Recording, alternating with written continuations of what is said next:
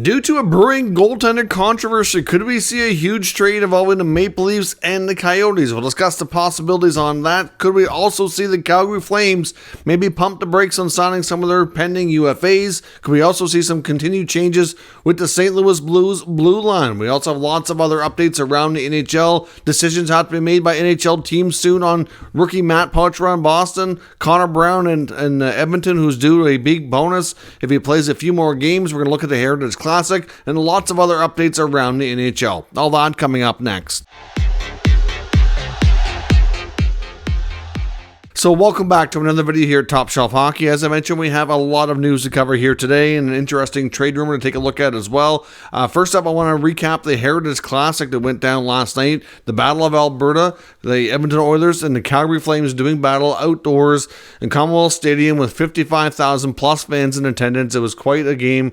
Looks like the ice conditions were really good. Overall, it was a really solid affair with the Edmonton Oilers picking up a 5-2 victory over the Flames. Certainly a game that the Oilers are looking to bounce back and kind of get their season back on track here. I must say, out of all the games I've seen for the Oilers this year, and I've seen most of them, or at least majority of their play, that's probably the most they look like the team I expected to see this year that I've seen all season. McDavid made his return. He was impactful, but certainly didn't... it wasn't all the McDavid show. They were getting better contributions up and down the lineup, which was a big part of the reason why things went well. Vinny Desharnais got his first NHL goal. Evander Kane was productive as well, which was nice to see. McDavid and Draisaitl did contribute. Nugent Hopkins, I thought, and Hyman played well as well. Stuart Skinner was solid between the pipes. And overall, I think they just played a pretty solid game. So great atmosphere by the looks of things, watching on TV. Nice to see a sellout crowd. A very successful event out there in Edmonton. Like I said, it looked like that could propel the Oilers on a good positive string here, and it could send the Flames deeper down a dark hole of lack of success. The last 5-6 games coming up with a lot of losses, don't have a lot of answers. They're not getting good production from top players, Huberdeau, Kadri, to name a couple. It's just things are not going well in Calgary at all. So I think they have some big time evaluating to do, like I said, before they get too much further into the year. We do have a signing today. It's an American Hockey League deal, but a player who's, I'm surprised, never had really developed into a consistent NHLer by now. But that's Kiefer Bellows, former New York Islanders first round pick. Did have a stint with the Flyers as well, and has never been able to consistently, play at a high enough level to stick in the NHL. He does get a PTO from the Maple Leafs, but it's for their Toronto Marlies organization in the American Hockey League. Now, Bellows, could be a very good American Hockey League player. There's no doubt. Whether or not he can still develop into an NHLer and carve out, a decent career, the odds are against him for sure. A couple of things though with the Marlies, I guess, a couple connections that make this signing possible in the first place and give those guys some confidence they can get them going again, is that Marlies head coach John Gruden coached him on Long Island with the Islanders, so very familiarity there. And Ryan Hardy, who also works with the Marlies, he worked with Bellows and coached him through the U.S. National Team Development Program. So having a couple of coaches there that are familiar with the player and they've seen him do what he can do to be successful has obviously played a big role in getting this opportunity. And we'll see if it turns into anything down the road. A couple of big decisions need to be made in the next couple of days, definitely this week. For one, it's coming faster than the other. Bruins forward rookie Matt Poitras will play game number 9 tonight as they do battle here with the Florida Panthers. And it's going to be decision time, because if he plays another game after that, he's going to burn a year off his contract. Doesn't mean he can't go back to junior. He still can. They can still reassign him after that. It's just whether or not the contract kicks in or not, right? They can slide the contract if he plays tonight and then gets reassigned. So that'll be a big determining factor for when he will get his next contract, when he gets his UFA status and all those things down the line. He's played relatively well, but the Bruins as a team has done really well, and they got to decide if they think he can handle and is best for his development to stay the full season, or at least for the next big chunk of time. So we'll see what happens, but certainly a decision coming here very soon on the young rookie there as well. Speaking of that game, the Panthers are optimistic they might get Sam Bennett back tonight to make his season debut. Head coach Paul Maurice could not confirm that Bennett would play, but he said he's possible. It sounds like a game time decision. If he doesn't play tonight, he probably will suit up in the next one. Obviously, not just the two defensemen and Ekblad and Montour that have been out, but Bennett is an important player for them as well, who's been out of action. I know he played a lot with Matthew Tkachuk last year. Tkachuk's not saying Tkachuk's been bad or anything, but his production is down compared to what he was doing last year. I wonder if this will help kind of ignite him too if Bennett gets in the lineup tonight. Some positive news on Sens defenseman Artem Zub. He's been skating for the past few days. I think it's 4 or 5 days in a row now that he's skated. He was skating a lot while the team was on the road for their past 2 games with the Islanders and Penguins. He could not confirm 100% that he would play in the next game, which is not till Thursday, but things are looking pretty promising and optimistic at this point. And it sounds like a good chance for Thursday, which would be a great welcome addition here for the Sens. If that indeed does take place, the expectation is that Jacob Bernard-Docker likely gets sent back down to the American Hockey League. The Minnesota Wild have demoted Jujhar Khaira and Damon Hunt back to the American Hockey League as well to Iowa after a brief stint in the NHL. They could end up getting recalled again. Sometimes players are only demoted on off days just to accrue as much cap space as possible. So we'll see if they stay or if they get recalled here back up in the short term. The Red Wings have also reassigned forward Jonathan Berggren as well back to the American Hockey League. The Capitals, on the other hand, have recalled former first-rounder Hendrix Lapiere, so we'll see if he can make the most of his opportunity to come back up. Blake Wheeler makes his return to Winnipeg tonight. It's going to be interesting to see how that plays out as the New York Rangers go in to do battle with the Winnipeg Jets. Former captain, of course, has been there a long time, was a holdover player that came from the Atlanta franchise when they first moved to Winnipeg, had a very long, successful run with the Jets, ended up getting bought out due to different circumstances last year. Certainly probably going to be an emotional return for him. He's on a bargain contract with the Rangers, but he's yet to really take off. I know based on what I've seen myself and seen some comments from New York media, sounds like the first 5-6 games weren't great for Wheeler, but the last couple games, even though he hasn't gotten on the score sheet, the play has been a lot better. So we'll see. So far, he's got 0 points on this season for the New York Rangers. Be quite a time for him to get off that streak and get some points against his old team tonight in Winnipeg. As I mentioned, it's not only Matt Poitras in Boston that has to have a decision made, but Connor Brown. He's already played 8 games now. He played in game number 8 for the Oilers last night in the Heritage Classic. Once he reaches 10, he's going to be owed a $3.25 million bonus. So the way his contract was structured, as I've said before, he's given a league minimum salary, but that bonus built in because he spent the bulk of the year on long-term injury reserve last year. He was eligible for one of those contracts that had a low salary with bonuses built in. And of course, if they don't have the cap space to absorb that bonus, which they don't, then it would impact next year's cap. It would boil over, so they would eat up any remaining cap space that they do have, and then the rest of it would carry over to next year. So that's not something they're going to want to have if he's not being a big part of the team. And so far in 8 games, Connor Brown has put up 0 points. He started having an opportunity in the top 6. Now he's in the bottom 6, and which really is probably not going to be easy for him to contribute to that level. But yeah, it's been a tough go for Brown. And I thought reuniting with his old junior teammate Connor McDavid would be an easy fit, and they would kind of jump in there and be productive. But so far, it hasn't worked out. I'll be curious to see what they do because that's very, very, very valuable cap space. I'm not sure that they can really afford to give that if he's going to continue. And really, like once it kicks in and they have to pay it, they can't undo it. And if he doesn't get things going, then you're screwed. You're not getting that cap space back. But they do have the option before the 10th game is played. He can play one more. And then they would have to basically either trade him, which I can't see anybody taking that contract with the way he's played this year. The most likely option was they put him on waivers. And if he clears, which he probably would, they'd demote him to the minors, and he would have to stay there for the rest of the regular season. Because if he comes up and plays one more game, then that bonus kicks in. So, I mean, they could recall him for playoffs, assuming they're in it.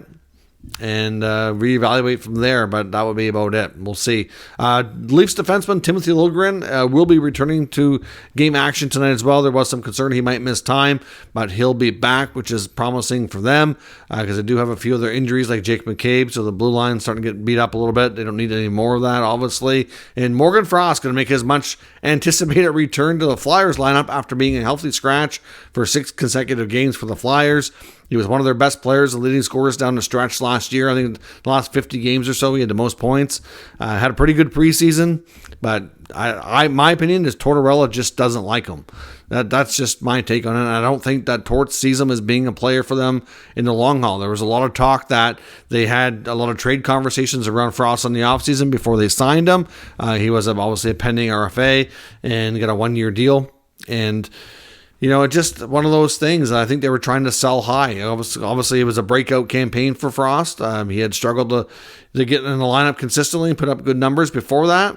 And maybe it was a good opportunity for them to sell high, but they never took advantage of it. They obviously never found a deal they liked enough to do it. Signed him, brought him back, and now he's going through this. He might have not, a couple of games early on where he might not have played the greatest. I think it was even one game, if I'm not mistaken, but didn't take much at all for Torts to scratch him, and then to keep him out of the lineup the whole time was kind of crazy. It's not something you see very often. And of course, yesterday we talked about the unfortunate, shocking death of Adam Johnson, former NHL player with the Penguins, who unfortunately died due to an accident on the ice in the English League in the UK. A couple of updates on that scenario. The English Ice Hockey Federation is now mandating neck guards. Now, that's only being mandated for December the 31st. Reason for that it's not that they don't want to do it sooner. They do. They're actually putting out a strong recommendation that the players in that league that falls under that federation start wearing neck guards immediately, but it's going to be mandatory come December 31st. And the reason for that is they're anticipating some supply issues for all those players to be able to get neck guards like lickety split would be challenging. So for right now, it's a strong recommendation. As of December 31st, it's mandatory, which is a great move. Happy to see that.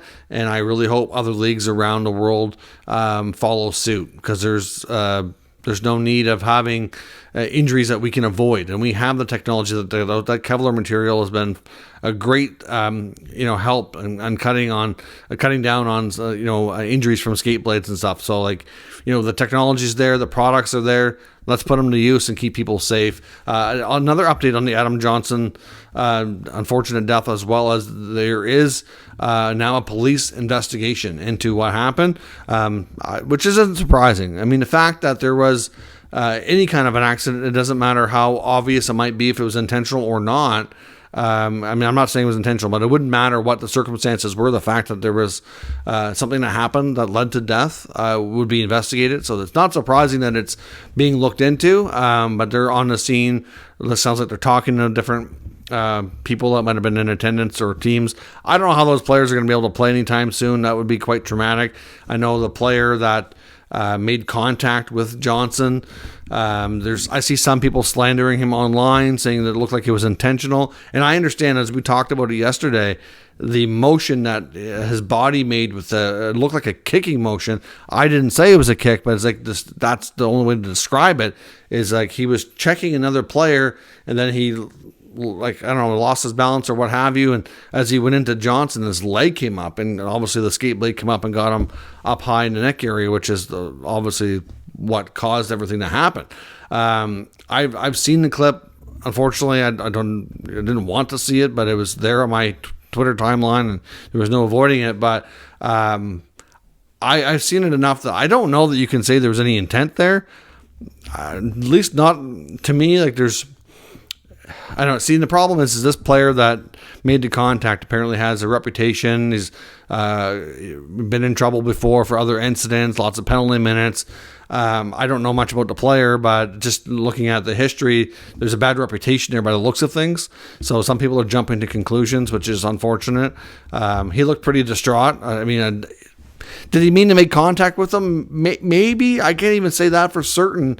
But even if he did, I'm sure he didn't intend this. So I don't know. I mean, but it is being investigated. I guess we'll see if police feel like there was any intent. I can't say with any certainty that there was, but we'll see what happens once they release any more details on that situation. As far as some trade rumors around the NHL today, I want to take a look at a few things. One, there's word from Jeremy Rutherford in The Athletic. The St. Louis Blues still very much looking to make some moves on defense. They're still carrying 8 defensemen for the, I guess, fear or lack, or for a better word, of losing somebody on waivers like a Perunovich or a Tucker or one of those guys who would be the most likely to try to demote. But they're carrying 8D, which isn't optimal. A lot of guys are obviously not playing enough. And at some point, they could run into injuries, and maybe that problem fixes itself through attrition that way, but you don't really want that to be the case either. But Rutherford was saying that it wouldn't be surprising, given that the Blues are not, expected. I think they're going to have a tough time getting into the playoffs, and as the season goes on, depending on where things are at in the standings, plus we know Doug Armstrong is not afraid to make moves unless he sees his team being a true contender. But will they revisit a Torrey Krug trade? Will they look at guys like Scandella or Bortuzzo that have a lot less time left on their contracts? That might be something. But either way, for the Blues and Armstrong to move a defenseman in the next little while, it's going to be probably tough for them to do, but fully expect them to be working on it and trying to find something that makes sense there, because it's just not optimal to carry that many D. That's like we talked about with some teams carrying multiple, like an extra goaltender as well. There's a few teams doing that. Buffalo was one, ran into injury problems. It kind of sorted itself out. Montreal's got 3 as well. Lots of speculation about the future of Caden Primo. Certainly being outplayed by Montembeault and Allen and the ice time he's seen so far, but hard to say what happens there. And in Calgary, Elliot Friedman on the latest 32 Thoughts podcast again says that he's now being told on the Hanifin extension that was close to maybe hold on now. Things are changing. As we've talked about a few days ago, I said I wouldn't be surprised if they maybe pump the brakes on that a little bit, because the team is starting to go on a skid. That skid has continued. And now he's saying that like he said about a week and a half, 2 weeks ago, he thought it would have been a slam dunk that Hanifin would have got done. Maybe the rest of them hold off and wait and see till later in the year or even the end of the year. But now he's not even sure that they're going to move forward with the Hanifin extension. Combination of the team and the player both being maybe a little bit not sure. Obviously, Hanifin had expressed in the summer that he likely wasn't going to re-sign and was okay with moving on. And obviously had a little bit of a change of heart after seeing all the changes they've made. But now it doesn't matter if you like your teammates. Obviously, they're happy with the coach change and all that. But if the team's not going in the right direction and the team's not winning, they're certainly going to want to, explore other opportunities, because most players want to win the Stanley Cup. And if they don't think they can accomplish that with their current team and they're, close to being a free agent, they probably want to wait and see what happens, right? So at the end of the day, the Hanifin extension right now sounds like it's anything but a given. As I mentioned before, I wouldn't be surprised if some trades are still possible, especially now that the team is on a skid. I wouldn't say that the team would look to trade some of these guys because they're like, okay, going to have a complete change of heart early in the year. Be like, okay, this team needs a big retool and start moving bodies. We could get to that point. I'm not sure we're anywhere near that yet, but I wouldn't be surprised to see a trade of nothing else to kind of shake things up early on to try to get the team going. And I'm not sure that Hanifin would be the guy. I guess if they get to the point that they don't think they're going to sign him, would be the only way they trade him. Same thing goes for like Elias Lindholm. But at this point, a lot of the big time players and the top guys are just not producing enough in Calgary, which is why they're not winning, at least a big part of it. And it wouldn't be shocking at all to see one of them go, just as a shake you up kind of move. We'll see. It must kind of pain them a little bit to see Tyler Toffoli scoring more goals himself in the past week than the team has as a whole. That's got to hurt a little bit. Now, as I mentioned, I've seen a rumor floating through social media. I'm not sure this comes. I've tried doing some digging and research on this. I can't pin this down to coming from an NHL insider, so take this with a grain of salt. I think this might be more of a fan-generated rumor, but at the end of the day, I thought it was an interesting concept and just wanted to see what everybody thought of it. But it makes some sense, but if it did happen, I don't think it would happen exactly as proposed here. But essentially, we know that there's a little bit of a goalie controversy brewing in Toronto with Joe Woll slowly and steadily taking the reins here from Samsonov. A lot of people thought Woll being the starter before the end of the year was very much a realistic chance, and that going into the playoffs of game one, that Woll might be your starter. I totally agreed that was really a possibility. Woll's a good goalie. Not that Samsonov isn't, but I could see at the very least getting to the point where it's pretty much 50-50. And at this point, Wall's certainly the more confident starter, and I think right now that the goalie that the team feels more confident playing in front of. Samsonov has been open about some of his struggles, especially with the mental side of it, and doesn't mean that a trade's definitely going to happen, but wouldn't be shocking either. At this point, I think the Leafs are looking at things and they say a goalie of the future with Wall. They've only got Samsonov for the year, so if they feel like a move could benefit the team, they would consider it. So this move was between the Leafs and the Coyotes. It has the Maple Leafs sending Samsonov, TJ Brodie, a first-round pick, Nick Moldenhauer, to the Arizona Coyotes in exchange for goaltender Connor Ingram, defenseman Matt Dumba, and a third-round pick. So essentially the Leafs are giving up an experienced defenseman on an expiring contract who has a no-move clause, by the way. He'd have to approve that deal. I'm not so sure he would do that, but he would need to. Samsonov, of course, going with Ingram coming back, so you have another goalie that work with Wall and Ingram. Could be a very interesting tandem if Arizona was willing to move Ingram. He signed at 1.95 for a couple of years. That would be an interesting pickup for the Leafs. Dumba's only on a short-term deal here at $3.9 million. It would help balance out the lefties and righties a bit. I know there's been some interest in Dumba before from the Leafs, so again, it wouldn't be shocking. I don't know that they'd convince Brodie to waive his no-move clause, so to be honest, they might be able to swing a deal of a different player in there, but I can totally understand that they would explore a Samsonov trade. I wouldn't even be shocked if they add on a blue line. That's Brad Treliving's motif, his whole GM career. To add a guy like Dumba to try to upgrade goaltending to Ingram, sure, I can see them attempting that.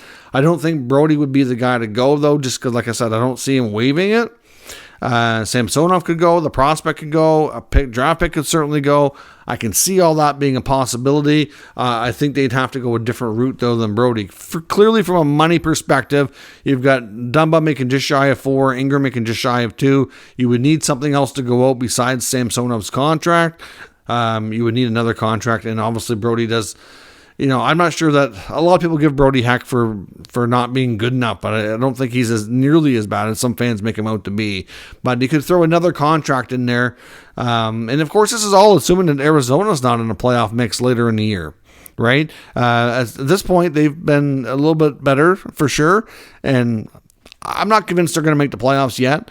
But I can say that they're certainly a little bit better than I even expected. And it wouldn't be a complete shock at this point if they snuck in as a wild card. So if they think they have a chance of going into the playoffs, they're not going to sell off bodies. At least you wouldn't think. Now, of course, they're also still in accumulating assets mode for the future. Ingram, I think, would be less likely to go because he signed for more. But Dumba, I can see them maybe moving him regardless if playoffs are looking like an option or not. Because I don't think he's going to stay there long term anyway. He very well could leave as a free agent next year. And they want to turn what they can signings into assets for the future for sure. But I can certainly see the Leafs losing confidence in Samsonov. I can see them trying to make a move because they don't even necessarily need a goalie back too, right? They could go with like a Martin Jones. They could go with a Samsonov or Dumba straight up.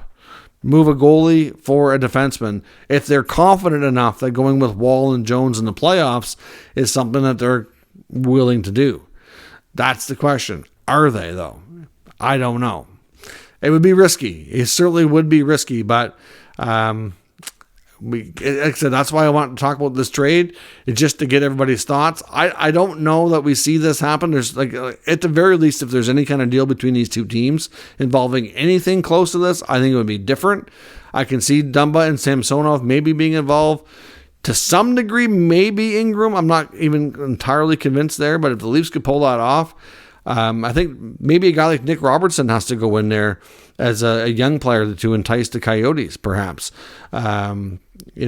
Something along those lines. But let me know what your thoughts are. I'd love to see what everybody thinks on a potential goaltender trade, defense addition on the blue line for the Leafs. Is this something that we might see later near the deadline? Let me know your thoughts and we'll talk about it further. If you're new to the channel, make sure you subscribe and stick around. We'll keep you up to date with all the news, rumors, and analysis of all 32 NHL teams. Thanks for watching, and I'll catch you next time.